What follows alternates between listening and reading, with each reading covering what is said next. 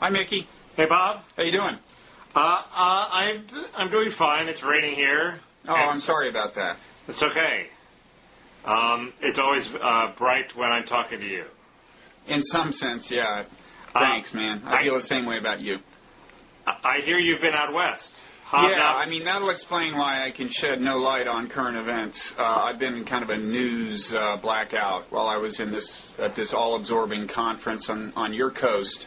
You've been hobnobbing with the media elite. Yeah, it's called the TED Conference, TED standing for Technology, Entertainment, and Design. And it's in a way the closest thing there is to an American Davos, I would say. Pretty high-powered people. And I gave a talk, and it was kind of scary. So high-powered were the people, and so affluent. They pay $5,000 a head to go, and attendance is still limited. They're turning people away at the doors. Jesus. So did you get Al Gore to agree to run for president? I hear you were lobbying him. I didn't quite make that sale. He was there, and he was a star, if not the star of the show. He gave his big global warming talk, which is a multimedia presentation that makes PowerPoint look like cuneiform. Very effective, and the crowd loved it, and he's very good at it. And more than one person remarked that it made you wish he was president because he is, in some respects, clearly so much more able than the current occupant. And yeah, I told him I thought he should run. You do think he should run? I do think he should.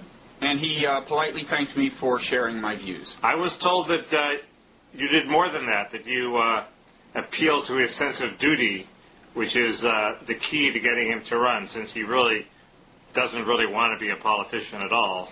I think it's interesting. I mean, politicians at this stage always act as if they're not especially inclined to run. I think in his case it may be sincere. I mean, I think he is not the natural political animal that Clinton is. He doesn't love the game the way Clinton does. Right.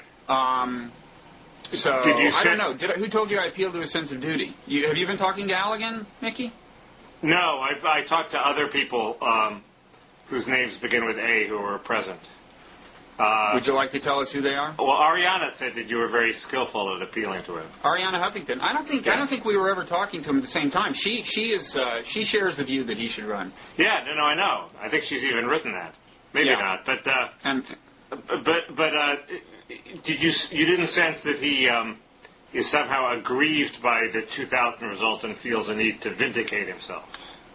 I did not sense that. He seems very happy going around and giving these global warming talks, and I can see how he would be because he gets a great reception, and he's in his element, and they're soon going to release a documentary kind of based on them in some sense, I gather. So, no, I don't think he wants to settle some kind of grievance. He does as you know, I mean, you when we were at the New Republic, you were there when he came to lunch and at probably some other events, right? I mean, you know that he, in a small, intimate audience, can be very funny. And he wasn't at the New Republic. He was defending the refusal to get involved in the Bosnian War, which he probably didn't even believe. At that point, he was doing that. But did you go to the that inauguration event with Wynton Marsalis showed up late? I did. Was he funny there? Yeah, he was very funny there. People say he's funny. And he was funny here. I mean, it wasn't really an intimate audience. There was hundreds of people. Yeah. But he was very funny, making light of, the withdrawal pains from the office that he suffered after being denied the presidency. He compared, looking back, when driving along, looking back, expecting to see a phalanx of Secret Service cars, compared it to phantom limb pain. He was really funny, and the crowd just completely loved him. He must have practiced at that. But people said that unlike Clinton, he can tell a funny joke that doesn't depend on him being president of the United States to be funny. He is genuinely funny. He has a very dry sense of humor. Well, I sort of hope he runs too. Although I have high hopes for McCain, as you know, but. The Bushes, there's more talk about Cheney resigning and Bush appointing McCain to fill his spot, which would be a disaster for McCain and open things up for a guy like Gore. So. Oh, you think that would be bad for McCain? Terrible, because McCain wants to capitalize on anti-Bush sentiment too. He wants to run and say, look, I'm running for president, I'm a Republican, but in some sense I'm going to be a new broom and I'm going to sweep out these guys, these incompetent, Katrina Coast Guard Dubai people who you don't like, and I'm going to, I'm a reformer, and his whole shtick has been he's a reformer. And if he loses that by becoming Bush's lapdog, I mean, he'll join President Hubert Humphrey. You think so? Yeah, it's well, a are problem. people seriously saying Cheney's going to resign?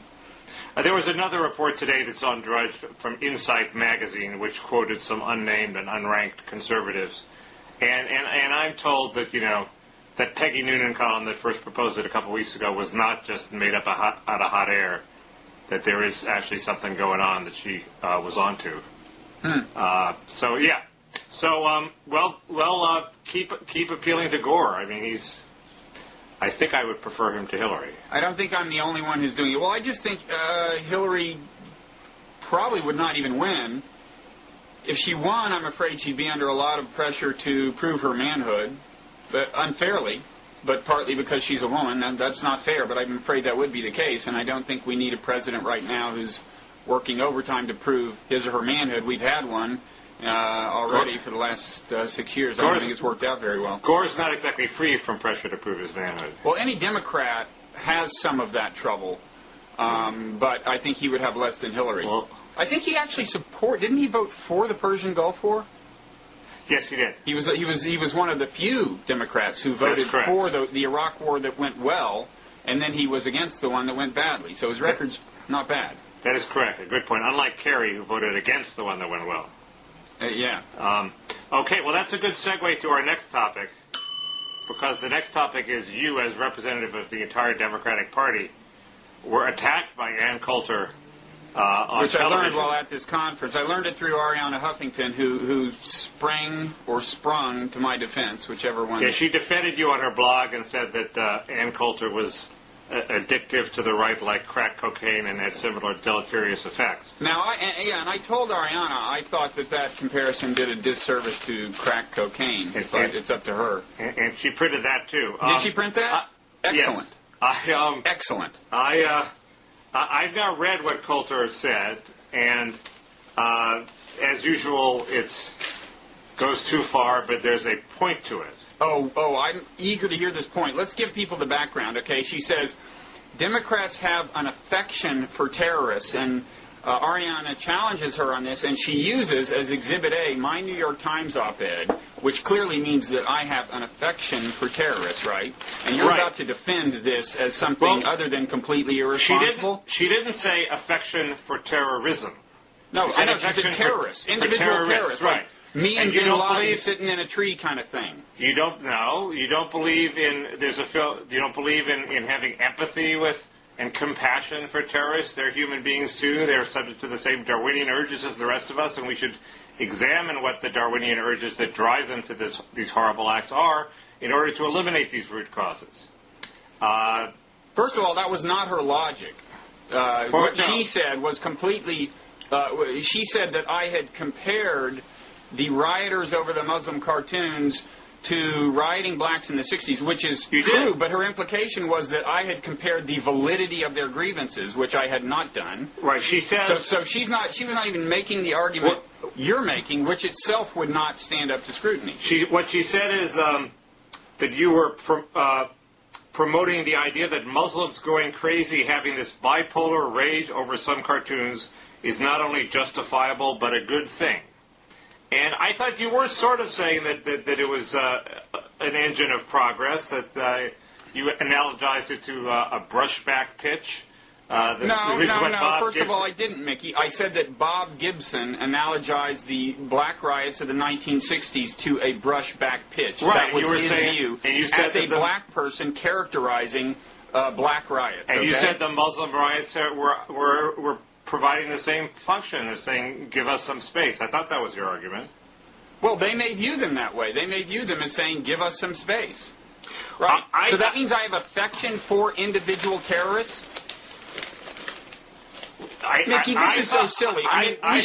Wait. At this point, we should acknowledge that you and Ann Coulter, you have been seen in her company for better or worse. I'm a friend of hers. Right? I'm a friend of yours, and I think one can argue with her, and she's at bottom a sensible person. I'm not going to say way bottom. I mean, we're talking major drilling expedition here. The gist of her argument is there's this French expression to explain everything is to excuse everything, and I think she's accusing you of bending over backwards to explain it goes the beyond riots that. in That a is way. one kind of stupid argument she could have made. She chose to make a different kind of stupid argument. Okay, that would have been false too. I can't believe you'd be defending that. But that's not what she said. She didn't say I was excusing their behavior. She said I had affection for terrorists. And first of all, it's so misleading because when people hear that, they're thinking, when they hear terrorists in this context, okay, they're thinking people who blow up buildings and blah blah blah, and then it turns out she's talking about Muslim demonstrators and some, participants in demonstrations, some of which turned violent. That's not even what we really mean by terrorists right now, okay? But I just can't believe, Mickey. There is a slippery slope. I mean, there was a filmmaker who blasphemed Islam in Holland, and he had his throat slit. And was that a brushback pitch to give the Muslims some space? There were people killed in these riots. I agree that it's exaggerated. I'm just saying she has a point. Let's get back to the issue. Do you think any reasonable person could have inferred from my New York Times op-ed piece that I have affection for terrorists? No, but they could have inferred... Okay, no. Could we stop there? Then my question is this. Is Ann Coulter stupid or dishonest? Those are the two options. You said no reasonable person could infer that.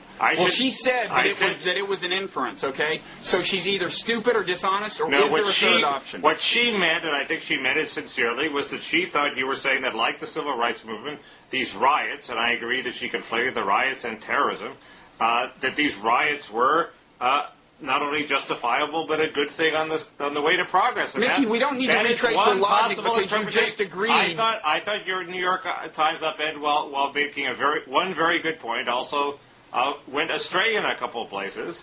That's fine. Do you think it went astray? You just said no reasonable person could infer what she inferred. So you have to say either she's not reasonable or she's dishonest, right? Let's just freeze on that logic, okay? Because I don't think there's a flaw there.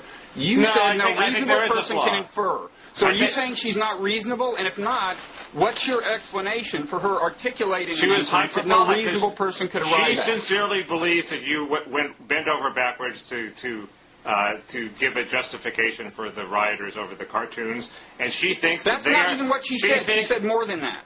She thinks that they are like. If communists rioted and said you can't say nasty things about Stalin, and Ku Klux Klan people rioted and said we don't like equality for blacks, we would draw the line and say tough luck. That's what we stand for. And she thinks we should draw the line with the cartoon people. Mickey, none of this elaboration is necessary because you just said where there's a legitimate disagreement. Mickey, I agree she was wildly hyperbolic. You're dodging the question. You said no reasonable person could draw the inference she articulated. Then you have to conclude either she's not reasonable or she articulated an inference that she herself did not draw. And the synonym for that is dishonest. Now, if there's a third option, let me know. Otherwise, choose one of those two. Did I say that no reasonable person could infer it's that on the videotape. From reading your column? Yes, you said no reasonable person could infer it. I framed the question that way. I thought you meant that no reason. Well, I thought you meant that no reasonable person could agree that you have affection for terrorists. That's that's what she said. I think she has a strained hyperbolic reading, and she was exaggerating for effect, and what she said was wrong. But it's absurd, Mickey. It's more than wrong. There's usually a kernel of truth. A kernel of an argument in there, and she elaborated later and said what the kernel of the argument was. And that's my point about Ann Coulter. When you actually argue with her and get down... Oh, she quit saying stupid things after a while? Fine. Did you ever ask her what she meant when she said we should invade Muslim countries and convert them to Christianity? Was that a joke? No, my impression is she backed off that. She thinks that Islam... Your impression is, did she really? She thinks did she not? The answer is I don't know. She thinks that Islam is not a religion of peace. That is not a All view I religion, share. all religions are sometimes not share. religions of peace. That is not a view I share, but it is certainly not a view that should be banished from public discourse. Oh, and would it follow from that view that we should invade all Muslim countries and convert them to... Mickey, she is beyond the pale. She is a nut. And I don't even think she's good looking. If you do, fine. But whatever set of motivations is leading you to defend her, I mean, I don't get it. My impression is when you talk to her, she gets very reasonable very quickly, and sometimes, in the process of going too far, she says things that need to be said. She was the first to say that the rule against profiling airline passengers was insane, that we shouldn't search grandmothers the same way we search, young Arab men. Mickey, I'll bet if you pull Joseph... Now we have Democrats saying essentially the same thing that Ann Coulter said when nobody else was saying it. I'm saying it's useful to have these people who take extreme positions. I wasn't even listening to what you were saying, right. but in any event, I'm not saying she's never said anything reasonable, okay?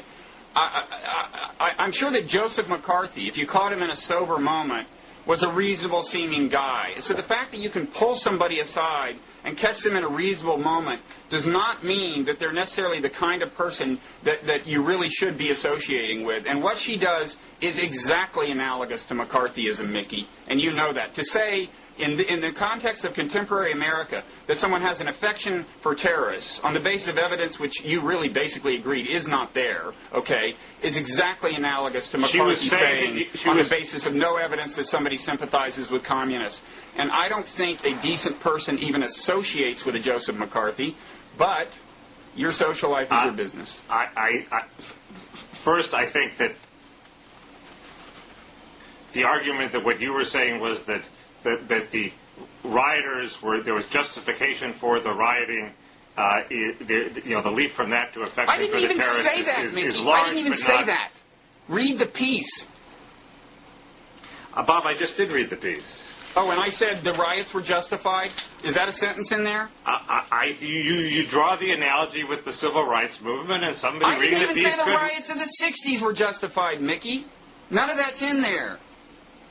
The strong implication was that in the larger dialectic of history, they were a force for progress. What I said was America has a long history of basically practicing self-censorship when an interest group expresses a grievance strongly. I did not even express a view on how justified the expression of the grievance was in either case, okay? But you cited a beloved sports idol, Bob Gibson, who compared them to a brushback. Oh, well, it pretty much follows. Oh, yeah, I forgot about Aristotle, I think, mentioned the Bob Gibson corollary, yeah. When you're writing an article, you're aware of the nuances. If you cite a hero for a position, you are drawing on the wellspring so I've got to be responsible for every nuance that could flow from my articles. But Ann Coulter can say something manifestly stupid and vicious, and she's not responsible, right? She's responsible. I'm just saying that there was a germ of an argument there. And it was not a crazy argument. It's not even necessarily an argument I agree with. It's not crazy to say I have affection for terrorists on the basis of what I said. Is that what you're saying? Is that what you're saying? That's not the germ of the argument. Wait, no, that's what she said. You're saying it's not crazy to say that? She's saying that people who spend too much time looking for the root causes of terrorism must have affection for terrorists. As opposed to, say, having affection for their own children and not wanting them to get blown up in 10 or 20 years because the Ann Coulters of the world are sitting there making the situation worse. That's a reasonable argument. I'm not defending... This truly is the most pathetic thing you've ever said on the show. I don't defend her saying that you have affection for terrorism. I'm defending... that's what she said. No, and the question is that defensible or not? I started off the conversation by saying I didn't defend that. Well, then the question is she stupid or dishonest? She said it. Is she stupid or dishonest? Or is there a third option? She's a zealot and she exaggerated. No, I think you have to choose stupid, dishonest, or a third option, logically. That makes sense. Why didn't the option I chose make sense? So she's not in touch. So by zealous, you mean she's like not in touch She with... wildly overstated it for effect.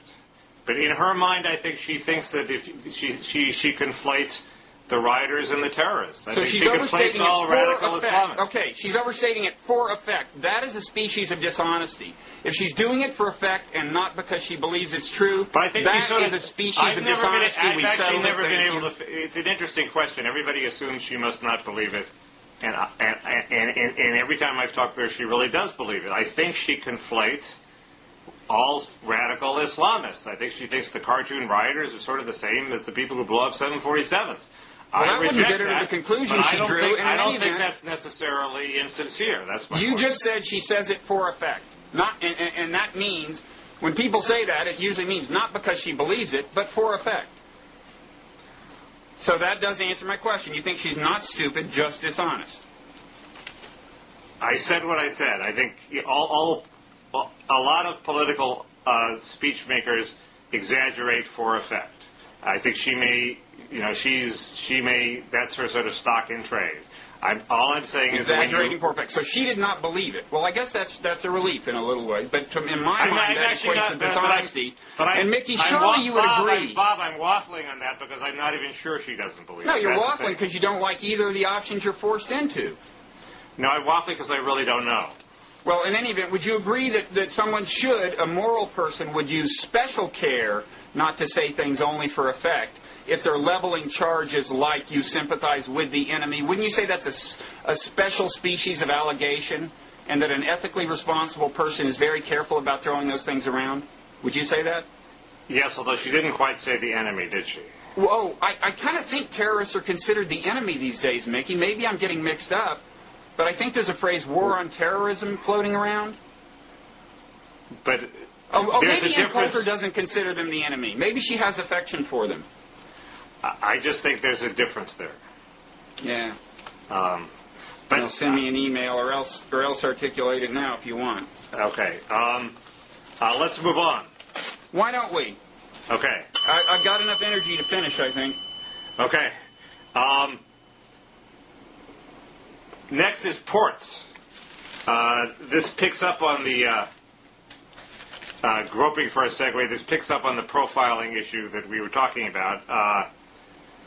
There's what I think is a silly implication on the part of the administration that it's somehow racist to distinguish between different countries and say that maybe there's more of a security risk if an Arabic-speaking country takes over the ports than if a non-Arabic-speaking country takes over the ports, and that somehow there's this whole sort of guilt trip that they continue to engage in, which I find, very similar to the guilt trips that Democrats used to engage in, where if you had any doubts about the welfare system, somehow you were a racist who was scapegoating blacks. That wasn't effective. I don't think this will be effective. There was an incredibly negative poll on this Dubai ports deal, 64-17 against the public.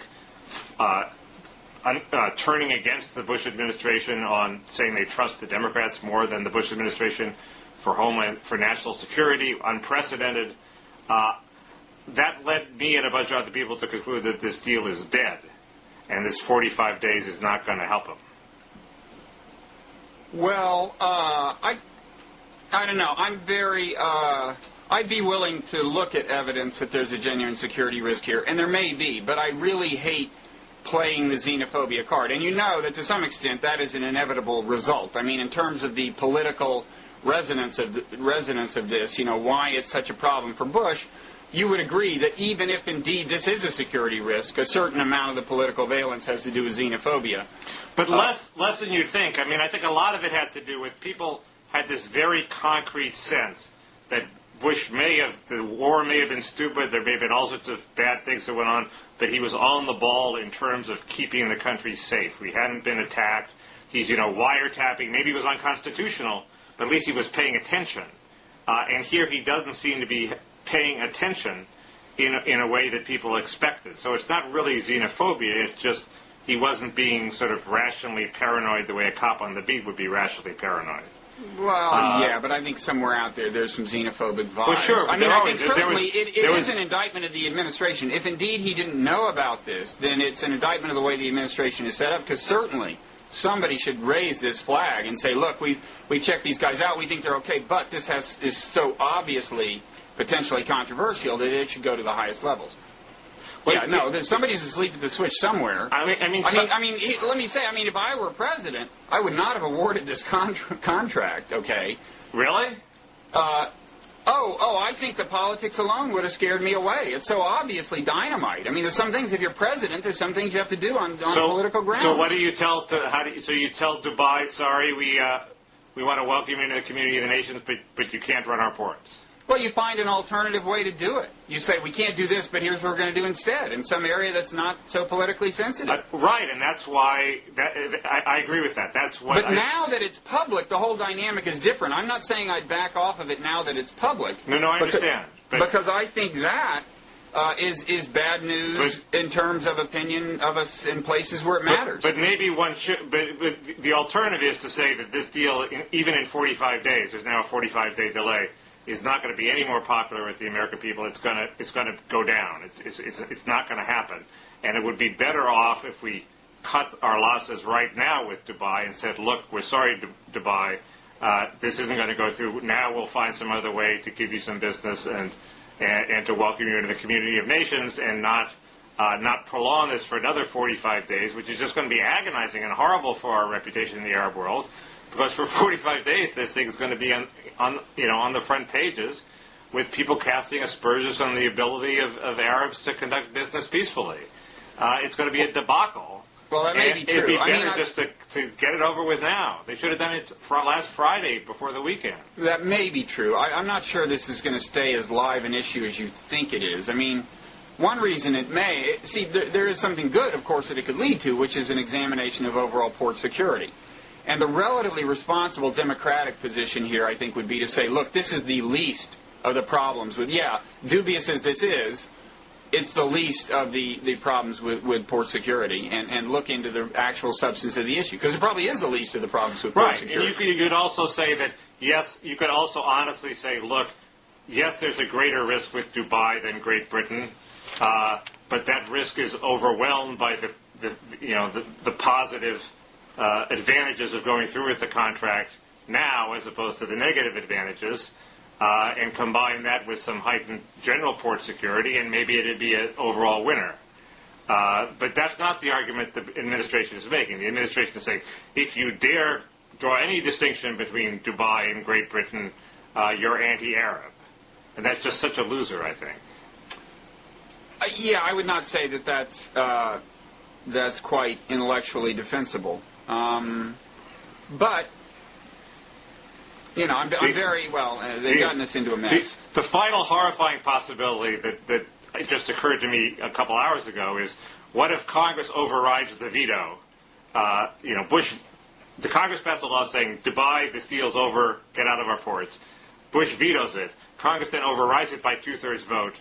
And Bush says, I'm sorry, I don't have to obey your law because I have a unitary executive, and I have inherent executive authority to conduct this business with Dubai.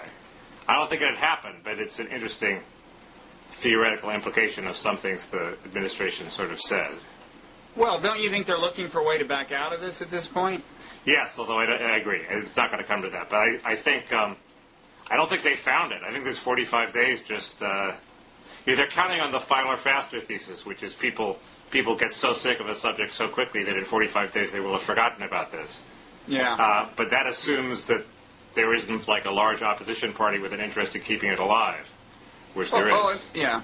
Now, I don't know. It may be that they could come up with a special set of, systematic scrutiny or something that special checks and balances they could set up to monitor this particular company or something that would satisfy people. But I don't know. It's not a political winner for these guys, I've got to say. But I join with Tom Friedman and Nicholas Kristof in saying that I don't really applaud this particular rhetorical tack of trying to exploit this kind of thing.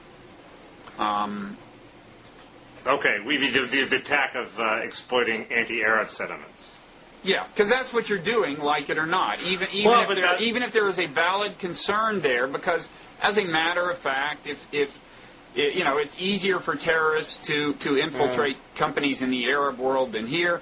Although on the other hand, I mean, according to what people say about the structure of this, it basically, at least for now, is not at all an Arab company for practical purposes, right? I mean, the company is actually doing the question business. is, do they get information about security procedures that could then be leaked to people who are, I concede there is some conceivable, rational concern, but what bothers me is that that's not where most of the political traction is, or where a lot of the political traction is. There's the same article with welfare. Sure, if you attacked welfare, the welfare system in the 60s, 70s, and 80s, you would also appeal to racists who hated welfare because there were a lot of blacks on welfare. And you could say, well, you shouldn't make these arguments against welfare because racists like it. But the arguments against welfare were accurate, whether the racists liked it or not.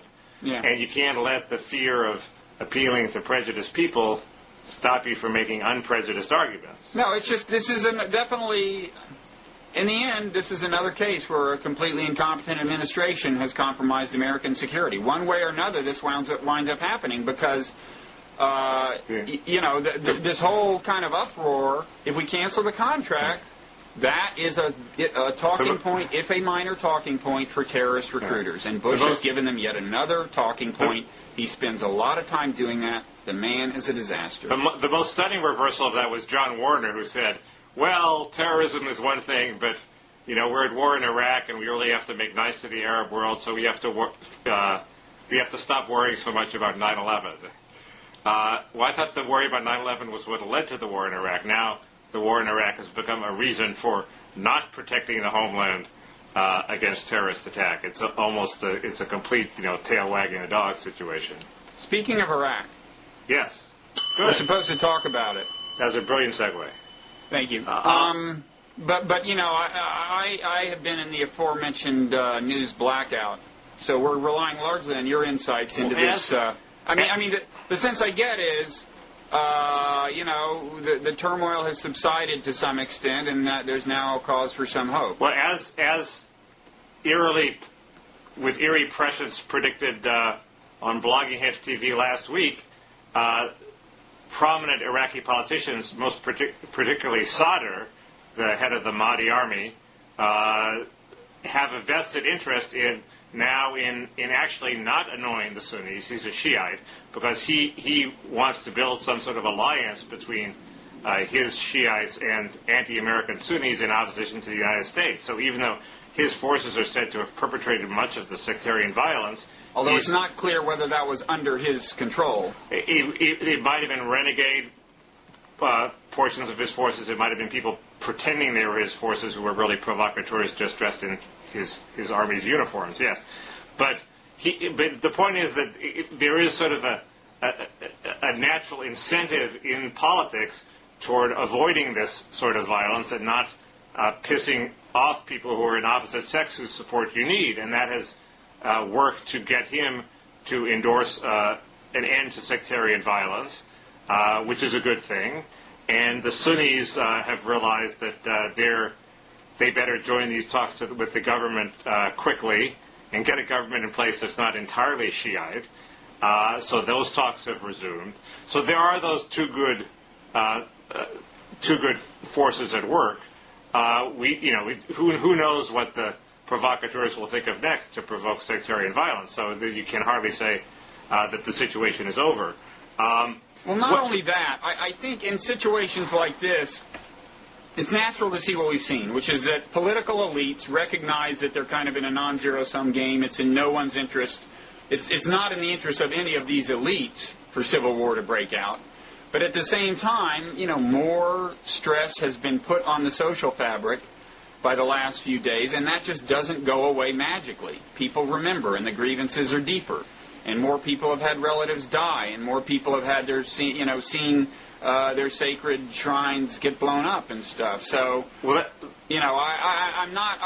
think there's a limited optimism that should come out of what the elites are saying. No, I agree. I just think people who say, William Buckley being the most prominent person, but also some people I was shocked with, like I don't know how to pronounce his name, but his last name is Garak, who was a major proponent of the war, saying that this bombing of the mosque sort of indicates that our enterprise is a failure and we should basically give up. and acknowledge defeat and figure out how to get out. That seemed to be premature. That's all. It could Well, come that's premature. to I mean, you would agree now, I assume, that if we had it all to do all over again, not invading would be the proper choice, right? Yeah, I didn't support. If you remember, you talked me out of supporting the invasion to begin with. Yeah, I was very proud of that. Thank God. But Thank you. But I still hold out the hope that it might work out. Yes, I would not take the chance now. Certainly, the one interesting point it seemed to me was, what's so bad about a civil war? Well, a civil war kills a lot of people. It causes wounds that don't heal. And your fear was that it would draw in Sunnis from the surrounding areas. In other words, that's one of my fears. There are more Shiites. Regional, yeah. There are more Shiites than Sunnis, and you would think the Shiites, if there was a civil war, the Shiites would win, unless the Sunnis get help and reinforcements from the surrounding areas. I just haven't seen what seems interesting to me is civil war almost broke out. I did not see a lot of rallying of Sunnis to the side of the Iraqi Sunnis. So it seemed to me that your fears seem a little more distant than they were a few weeks ago. No, but of course, if it becomes a civil war, there will be much more sustained and intense opportunities for the stress will be put on the regional order for a long time if it becomes a true civil war. And one of the alarming things, and the stories today basically were, things were pretty calm, all things considered. There was a neighborhood that sustained mortar attacks, and I thought, wait a second, have you heard of mortars being used against neighborhoods before? That's kind of a creepy line to cross, because in places like Yugoslavia, that became the norm, I think it was used against a mosque, no, but I do think the Mahdi army people have RPGs. They have RPGs. They certainly carry them around. I know. There's just something about mortars being directed at fellow Iraqis, which maybe it's happened already. I thought mortars had generally been directed into the green zone, and I was just not aware of it being an Iraqi on Iraqi thing, and it seemed a little ominous. There are all sorts of bad things. If you read Iraq the Model, he said things have calmed down, but Andrew Sullivan links to another blogger who lives in a Sunni area who says they're terrified still, and they're doubly terrified because they're not just terrified of the Mahdi army, they're terrified of the Interior Department's security forces. So basically, the cops that would come are people who are going to kill them too. The only institution that seems to have Sunni support is the army, as opposed to the Interior Department, which Iraq the Model claims has performed quite well. The Army has performed quite well. The Army versus the Interior Department. Yeah, the Interior Ministry has apparently been has death squads basically, and has done a certain amount of ethnic cleansing. But the point is, there's still Sunni areas where people are terrified. So it's not like it's calmed down, and there's still Sunni mosques that have been taken over by Saddam's people, and the people say, well, this is a Shiite mosque now. It used to be a Sunni mosque, but now it was a Shiite before Saddam. So there's still ongoing provocations. I agree. Well, and there was more of that before than I think we realized. Ethnic cleansing has been going on for some time. And there are neighborhoods where people are terrified and where they've been moving out under duress for a long time. But the Washington Post is reporting that there are 1,300 corpses, so that's quite a few. 1,300? Yeah. When did they find them? They've just turned up at the morgues. So that could be from a lot of incidents. That could be just an accounting deficiency over the last month or something. Well, one's assuming it's from the past week or so. But I just read the story very quickly. Well, that's bad. I agree. It's worse than I thought. Okay. Well, so what? Have we gotten to the fun part of the show where we decide what did happen with the famous Bush-Lieberman kiss? Yes. I thought we had one more serious topic, but no, we're on to the kicker. I don't know. Here's some of the entries we've gotten. First of all, there is of course somebody who thinks that it was not a kiss. He says more of an intimate whisper in the ear deal. Not that that's comforting. He wryly adds. No, that wouldn't be comforting. I'm pretty sure that's not what was going on. We'll show the kiss here one more time.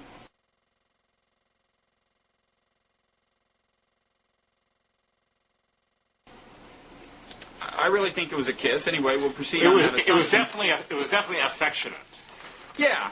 So Yeah, I'll go with that. it was definitely affectionate and involved smacking the lips, yes. And you can call that a kiss or not. One guy, this is, let's see. Well, somebody just directs us to a website whose URL ends in the phrase isbushgay.html. We can share that link with our viewers, but I don't think that's what's going on here. One, in contrast, says, maybe it was just an alpha male signal that he's comfortable with his sexuality. Could be. Could be. The same viewer has a theory that is more entertaining, if nothing else. Bush was discreetly removing a tick on Lieberman's cheek. Now that's possible because Bush is an outdoorsman, an experienced outdoorsman. And come to think of it, that could be what Dick Cheney was doing with his friend Harry Whittington, discreetly removing a tick on his cheek. Is that I mean, not so discreet. Discreetly is the wrong word, okay? But removing about a dozen ticks on his cheek is I'm just throwing it out there. I'm not saying it's what was happening. But there's that old Southern expression, got a tick in your ear? So, what is it? Got a tick in your ear. Or you Which I assume means, aren't you listening? But oh, I see. When I worked for Senator Hollings, he got in huge trouble because he was debating Governor Askew, who actually has a facial tick. And Hollings said, "What's the matter? Got a tick in your ear, too?" No. And it was so. I thought it was going to be, is that a tick in your ear, or are you just glad to hear me, or something? I don't know. No. Anyway. But you said you had the answer. Yeah. Wait. Okay. First of all, here's a guy. There's a clear tie into the hand-holding of the Saudi king. Bush is confident enough to both kiss and hold hands with other men. That's related to the other comfortable with sexuality argument.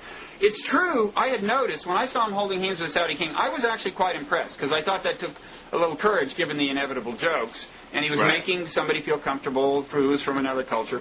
I was impressed with that. I don't think that's what was going on here, because I don't think, Lieberman, so far as I know, comes from a culture where people kiss right before the State of the Union address.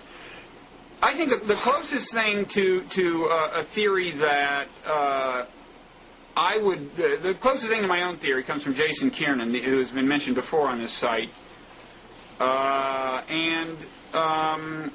it's kind of it has to do with a kind of a serotonin poisoning type explanation. Bush was flying high, freshly reelected, feeling like he had political capital in the bank. Successful elections in Iraq, he was excited, blah, blah. I think there's something to that. But my theory is that was going on. He was feeling good. He saw an ally, Joe Lieberman, who had supported him on the war, Democrat who had supported him on the war. But his impulse was to hug him. I think it was a thwarted hug. I think his impulse was to hug him, and that happens at the State of the Union. But then it turned out the physical positioning didn't permit that. It was a crowded floor. He couldn't get body-to-body contact, but he had already started making the motion. And so he grabbed whatever he could get. What's that? He grabbed whatever he could get. He took whatever he could get, yes. And that's my theory, is the thwarted hug theory. That seems plausible to me. So we do not have a winner. So I guess that $10,000 check just goes back into the bank. We would have loved to give it to somebody. And maybe in our next contest we will. Cool. Maybe I'll... now we can go offline and I can figure out how pissed you are that I defended Ann Coulter. Oh, I'm already feeling silly that I got so outraged, Mickey. Well, once again, I have that feeling, I wish I knew how to quit you, Mickey, except I would add this time, I wish you knew how to quit Ann Coulter. Anyway, we've been through this, but... Yeah, but not in front of the public. People who, if you actually argue with her, it is a reasonable argument. There are conservatives you cannot argue with. And Hitler was nice to children. And by the way, I'm not comparing her to Hitler. She would twist it into that. I'm just saying that every objectionable person has their some dimension of them that is not objectionable. If you were mayor of London, you would be removed from office for comparing anybody to Hitler. But I very explicitly did not. Although, God knows, I came closer to it than the thing she claims I did. He was, anyway, we're getting back into it, so we should probably stop. I don't know. I really love it. this could lead to civil war. Yes. A spiral of violence. Okay. All right. This has been fun. Okay. Yes. I'll see you soon. Okay. See you. Okay. Bye.